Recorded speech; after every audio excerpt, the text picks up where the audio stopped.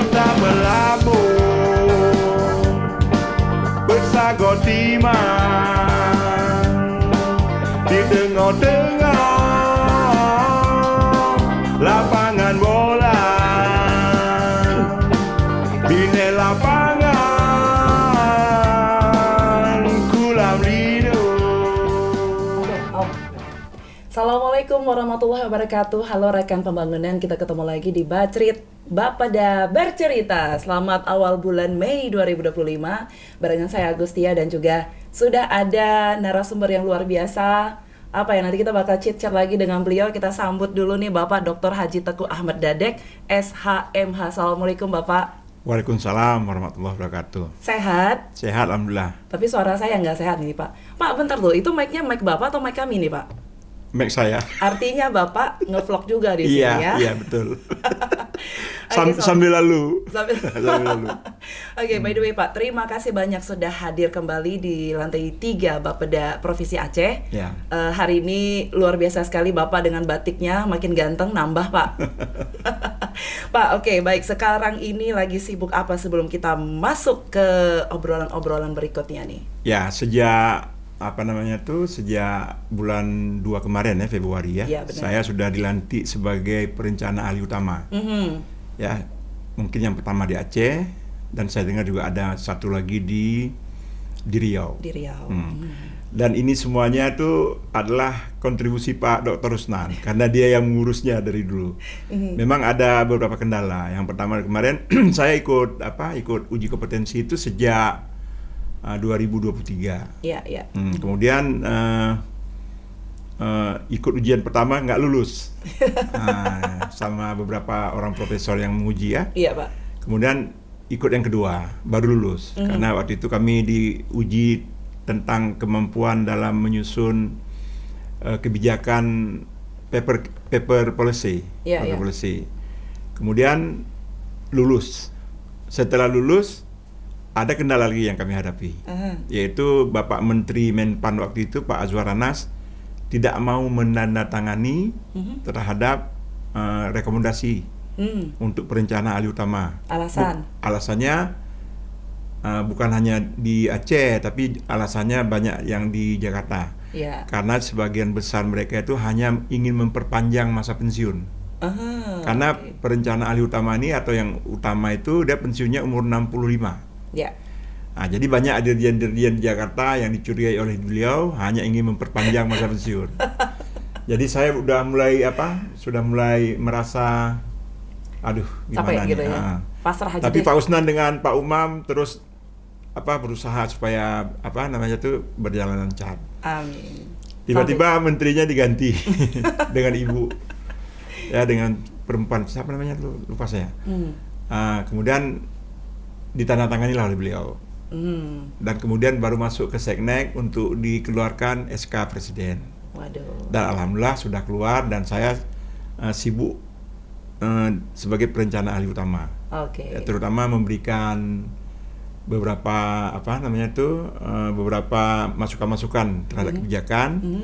Kemudian juga memberikan bahan-bahan yang bisa memperkaya terhadap penyusunan RPJP, RKPD ya tahun 2026.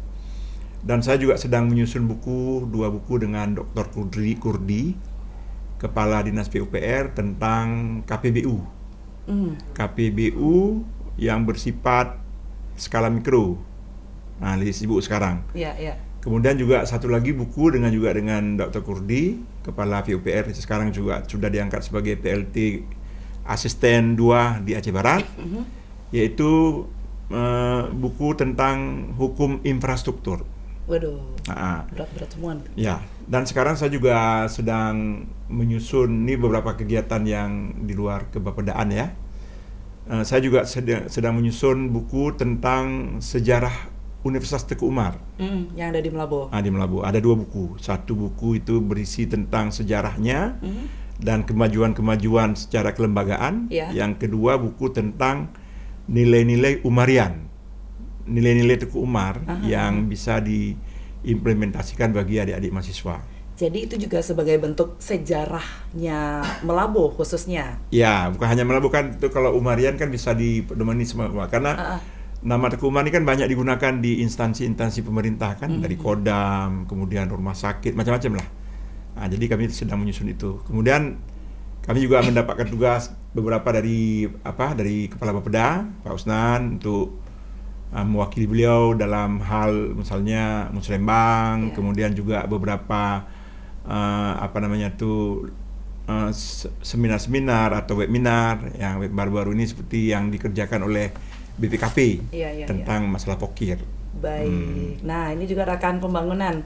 Sekali lagi ya, sudah kedatangan di Bacrit ini Bapak Ahmad Dade, sekarang sebagai perencana ahli utama di Bapeda. Dan ini juga dilantik di bulan Februari kemarin ya Pak ya. Ini kan sibuk sekali nih Pak, bikin buku juga, nulis buku, kemudian juga masih yang disibuki dengan YouTuber sekarang, kemudian juga masih ngeband sekarang. Jadi ini apa ya, sosok dari Pak Dade ini seperti apa sih sebenarnya yang orang tahu nih Pak? Nggak, sebenarnya begini, saya ini orangnya mudah stres Bu. Nah, jadi mudah stres, makanya saya harus punya banyak penyaluran kan dikatakan oleh seorang filsafat tuh, filosofi Schopenhauer. Dia bilang begini, pangkal penderitaan manusia di dunia ini dikarenakan adanya keinginan. Nah, keinginan terlalu banyak, ya. Sehingga untuk alat pemuasnya itu sangat sedikit. Oleh karena itu dia bilang ada dua jalan keluar. Yang pertama yaitu secara estetika. Tapi ini jalan keluarnya hanya bersifat temporari ya, tidak permanen. Jadi kalau misalnya saya jatuh cinta pada seorang perempuan, kemudian perempuan itu menolak cinta saya, maka saya suka dengar lagu-lagu Panci Pondang misalnya, atau lagu-lagu Tenda Biru gitu, atau melukis, atau dulu waktu kita masa Pak Harto kita suka dengar lagu-lagu Bongkar dari Iwan Fals dan sebagainya. Tapi itu jalan keluarnya hanya bersifat sementara. Nah, salah satunya yang sementara itulah yang saya lakukan sekarang. Saya ada melukis, saya ada membuat lagu. Sekarang apalagi sudah ada Suno dan sebagainya kan. Kemudian saya juga menulis. Saya sudah menulis hampir 40 buku menulis. Hampir 40 buku. Itu dari tahun berapa Bapak nulisnya? Ya sejak saya muda itu Bu. Sejak saya tamat kuliah lah. Awal-awalnya kenapa suka nulis, suka bikin cerpen, atau memang menuangkan karena gara-gara ditolak sama cewek Pak? Bukan, karena saya memang punya hobi nulis tuh. Ya, dulu saya pernah jadi redaktur Genta namanya di Yogyakarta. Kemudian saya juga menulis beberapa cerpen-cerpen. Kemudian saya juga pernah menjadi redaktur opini di Harian Serambi Indonesia. Saya pernah kerja di Serambi itu selama 2 tahun tuh. Sebelum jadi pegawai. Ibu saya tuh kalau belum jadi pegawai belum kerja namanya. Makanya saya pindah. Jadi kalau udah jadi pegawai baru namanya kerja. Ini buku kami yang di PD Jaya. Di PD Jaya yang kemarin Pak. Ya, kami cuma di PD Jaya itu cuma 70 hari Bu. 70 hari. Ada tadi.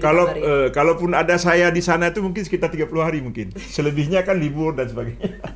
Pak. Oke, baik, sebentar. Rekan pembangunan, ini pasti kan penasaran kita mau ngebahas apa nih sama Pak Dade ya. Kalau yang di sebelum-sebelumnya ya Ibu, agak kaku pembahasannya karena memang rada-rada gimana dulu ya, Bapak masih menjabat sebagai kepala Bapeda gitu. Kalau sekarang kan sudah lebih santai ya Pak ya. Pak, itu tuh suruh bahas Putro Ijo Band sama jumlah album tuh Pak. Iya. Itu dulu baru nanti kita masuk ke ya. Jadi Putro Ijo Band itu adalah band saya bersama kawan-kawan ya. Ada Aye ya, atau T Aditya Supandi yang pegang gitar, kemudian ada drummernya Adik Novidian yang dulu juga pernah menjadi drummer Metazone.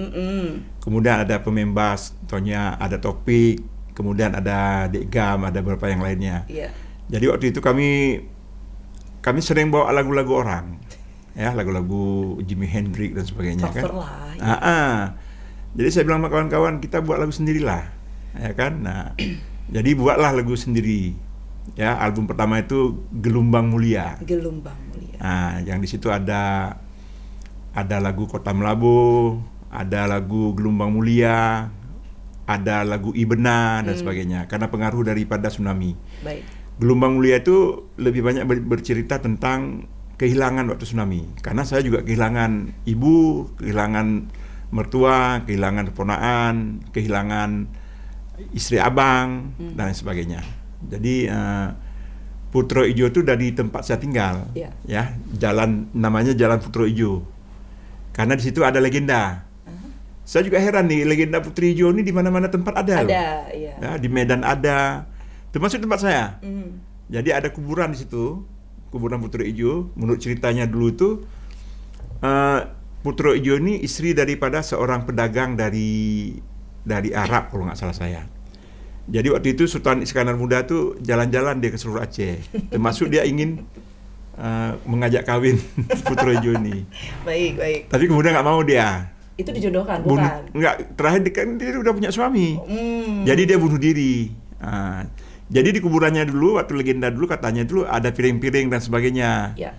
Jadi dulu pernah orang pinjam piring itu, tidak pernah dikembalikan, makanya sekarang nggak ada lagi piringnya. Itu daerah itu namanya Putro Ijo. Putro Ijo. Jadi dari Putro Ijo. situlah tercetus nama band saya. Putro Ijo. Tapi masih ya dengan kesibukan Bapak ini masih berhubungan Ya, komunikasi? sebenarnya ada 4 album yang kami keluarkan. Oke. Yang pertama tuh album Gelombang Mulia itu, yang kedua album instrumen, ya, tentang instrumen waktu masa-masa kecil saya dulu. Misalnya waktu belajar mengaji itu ada Tebari Ya. Ayub bari Akiyung bari itu saya buat lagu. Jadi lagu itu, ya.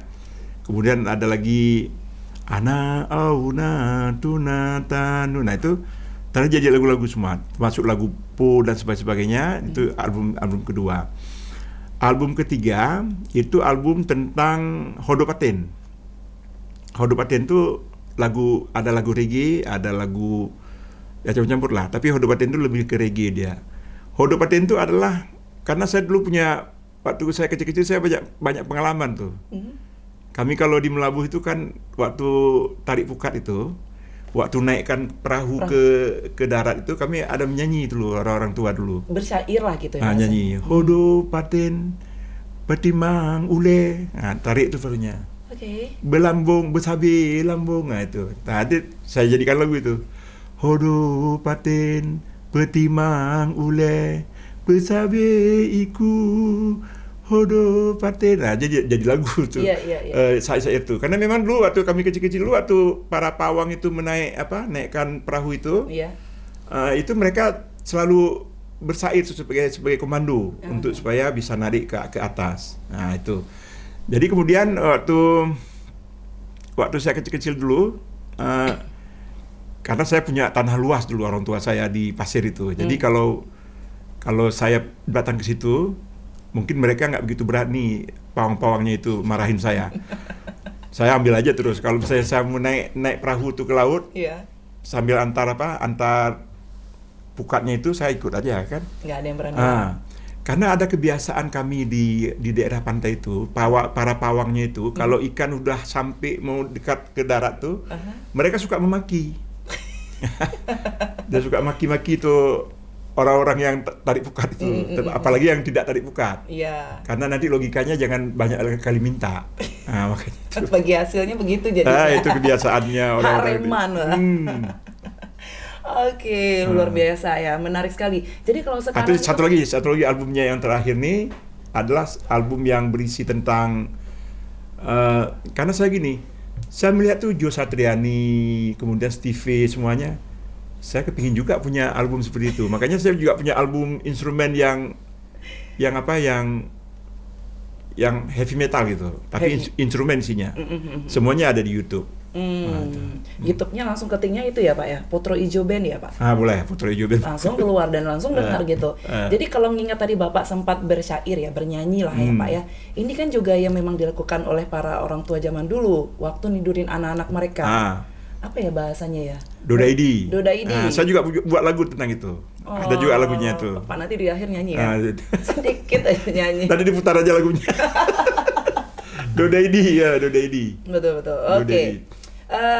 Luar biasa kisah Bapak dari kecil, ternyata memang sudah dekat dengan warga yang ada di Aceh Barat, Melabuh ya Pak ya. Pak, jabatan dan juga karir, ini kan perjalanan Bapak sebagai apa ya bisa dibilang dalam pemerintahan Aceh khususnya. Ini kan banyak sekali, mulai dari Kepala Bapeda Aceh Barat, kemudian Kepala BPBA, Asisten 2 Sekda Aceh, Kepala Bapeda Aceh, dan juga terakhir ini PJ Bupati Pidijaya ya Pak kemarin. Nah ini juga terkenal dengan program lepas pasung, ya. Bebas pasung. Bebas pasung gitu, Pak. Cerita juga tentang PD Jaya karena secara PD Jaya itu kampung halaman saya, Pak. Oh ya. Nah, baru tahu juga ternyata di zaman sekarang 2024-2025 ternyata masih ada orang yang dipasung.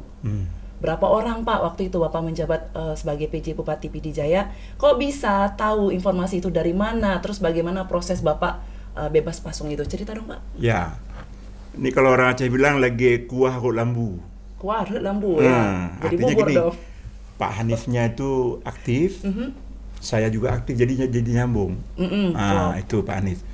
Kalau dulu tuh kayaknya nggak pernah mereka dijemput dan diantar. Tapi Pak Hanif sekarang kepala rumah sakit yang baru, yang RSJ ini, dia punya program itu jemput, juga ngantar, ngantar.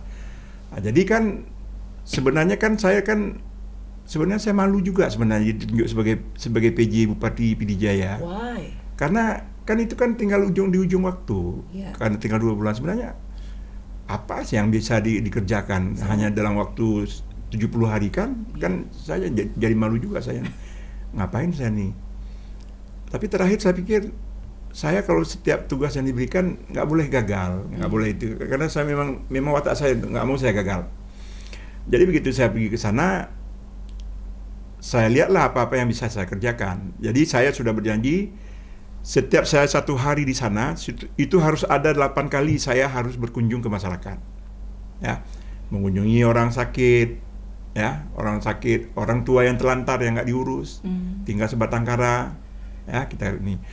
Itu mengunjungi rumah-rumah penduduk ya yang perlu diganti kan. Nah itu. Kemudian orang gila. ODGJ.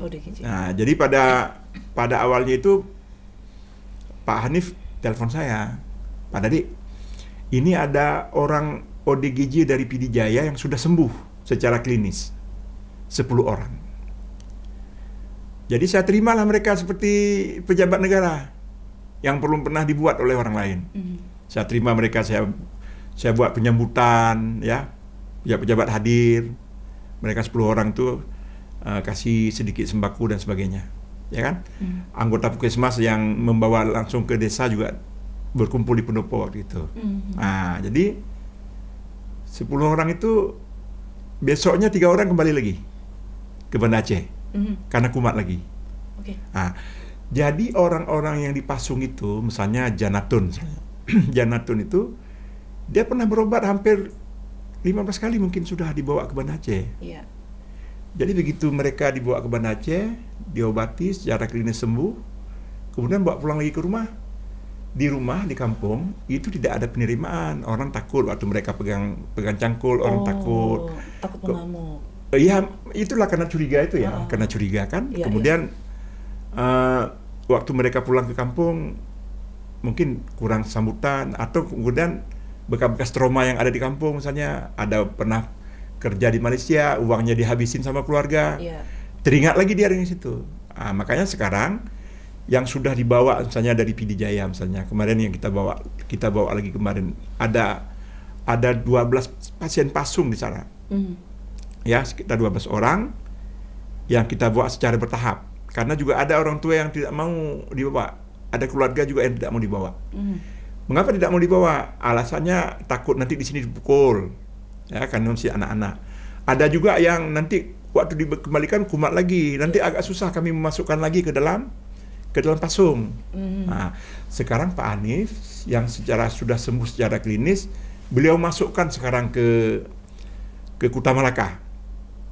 Yang di sini. Di Kuta Malaka di sini. Nah, di situ mereka bisa berkebun. Jadi setiap Kamis itu mereka tuh panen, pergi jualan di sini di rumah sakit jiwa nih. Sambilan mereka ambil obat. Berobat jalan, Pak. Salah satu masalahnya juga ketika mereka pulang kampung, pihak-pihak Puskesmas itu mungkin agak lalai dalam menyediakan obat, dan kadang-kadang saya dengar juga tidak mudah mendapatkan obat di rumah-rumah sakit. Jadi kambuh lagi karena orang Sclerotinia ya. Itu memang harus minum obat setiap hari tuh. Nah, jadi sekarang seperti Pak Ismail, si Ridwan sekarang sudah dimasukkan ke Kuta Malaka.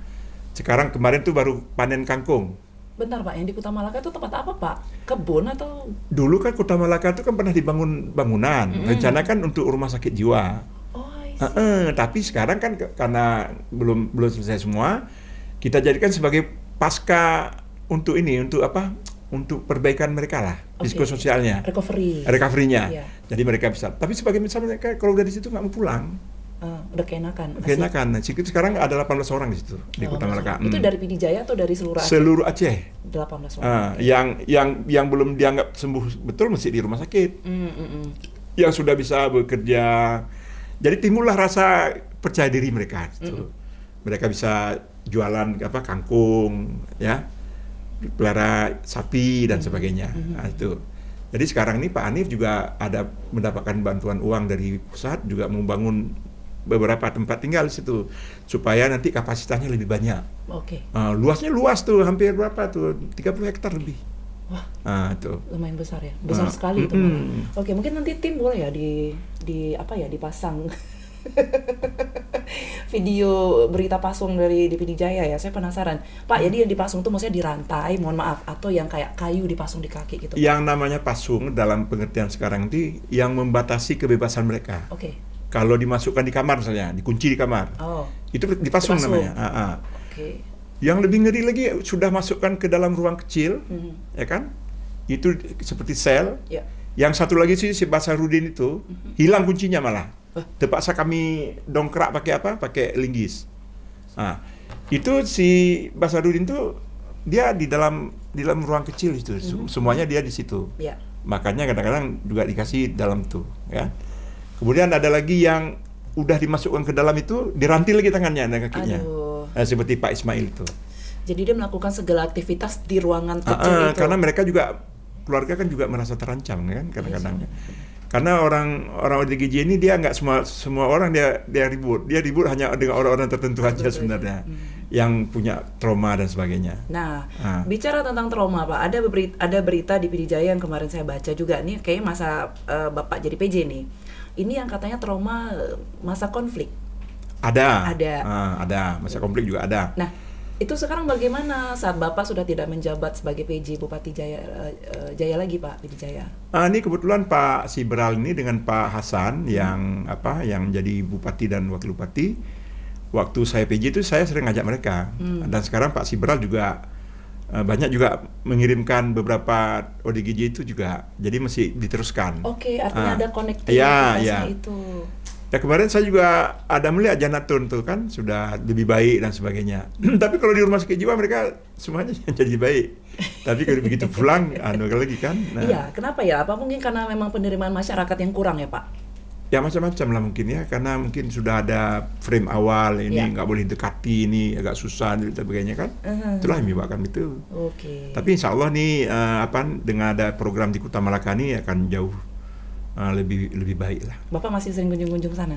Ada. Kalau kemarin tuh ada saya diundang, kebetulan saya di PD Jaya, tapi kemarin mereka ada pergi satu rombongan Pak Hanif dengan kawan-kawan menjemput pasien di Melabuh.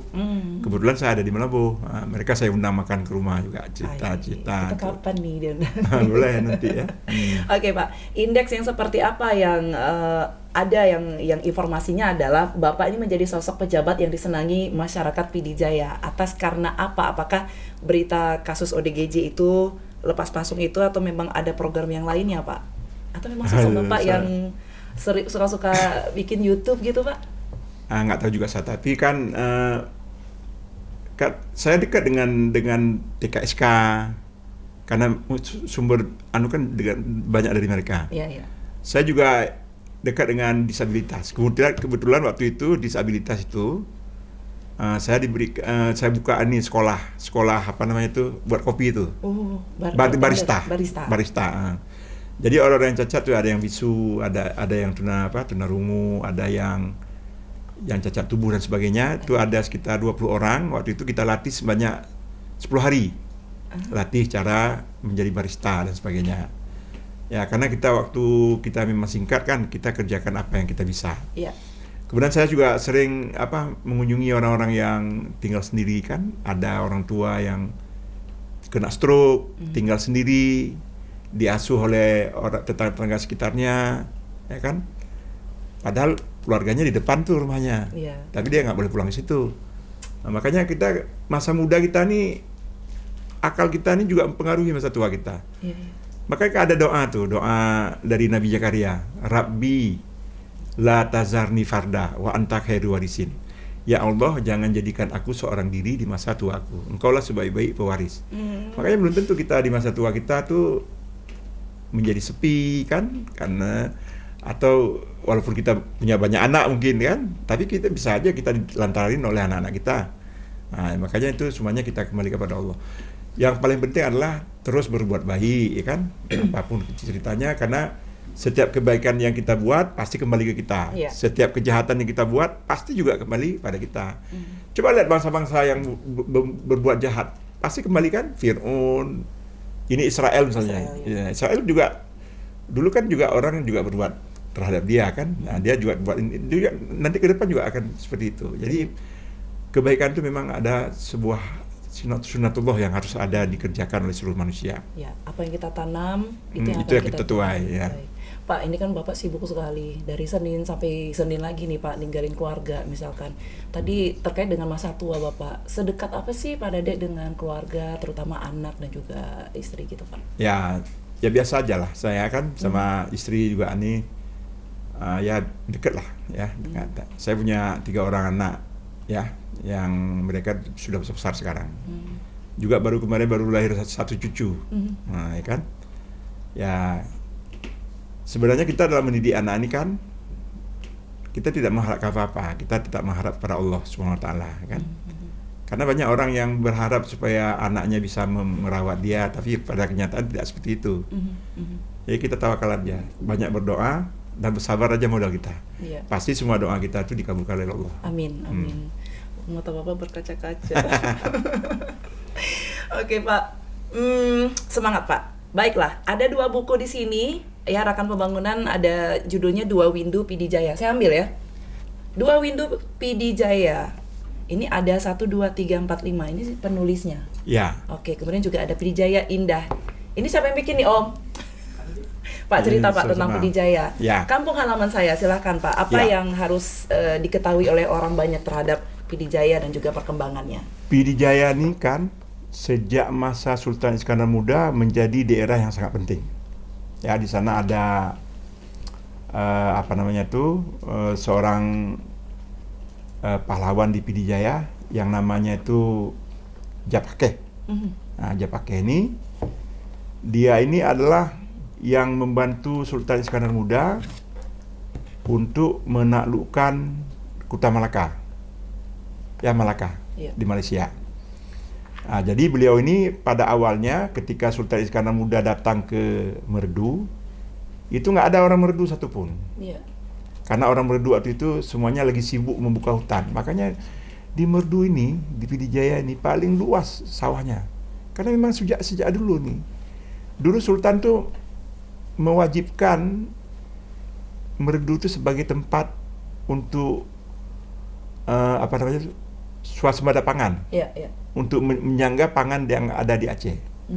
Nah, jadi PD Jaya ini termasuk terutama Merdu dan sekitarnya itu daerah yang sudah lama semenjak masa Sultan dan berperang penting dalam hal kesultanan yang ada di Aceh. Yeah. Ya, termasuk salah satunya lagi itu Tengku Pantai Delima. Dia waktu Belanda melakukan agresi pertama dan kedua kalau nggak salah saya, beliau itu juga mengirimkan pasukan sekitar 500 orang yang sudah dilatih untuk membela Sultan Aceh di mana Aceh. Jadi di PD Jaya ini banyak sekali situs-situs kuno situ. Banyak sekali.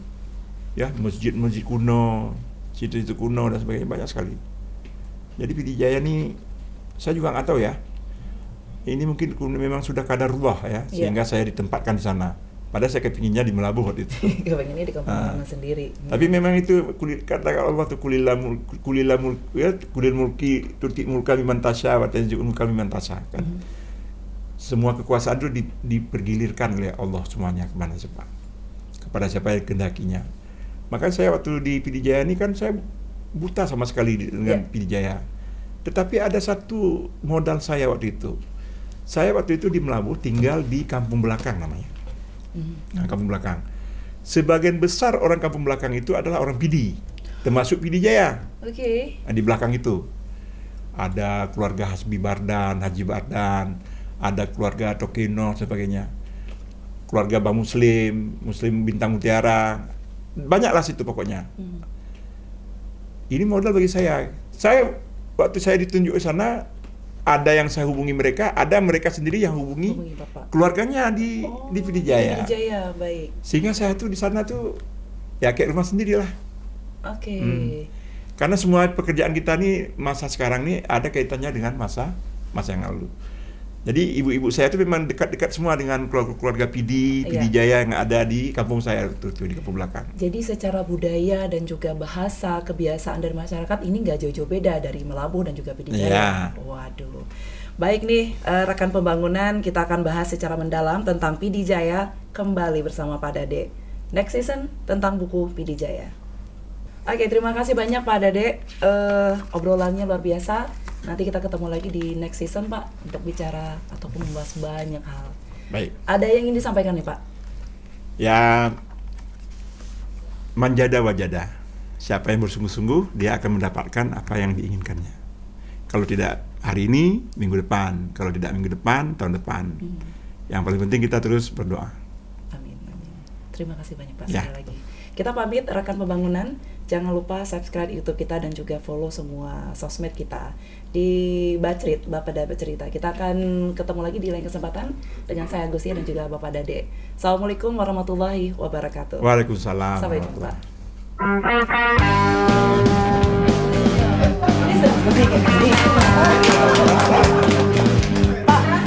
Pak, last minute ya Pak, baru dikasih tahu di WA loh Pak. Saya pakai tadi agak yang stop baru dikasih tahu ini. Oh ya Allah.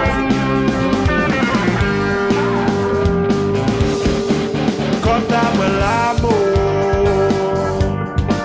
bersagot timah di tengah-tengah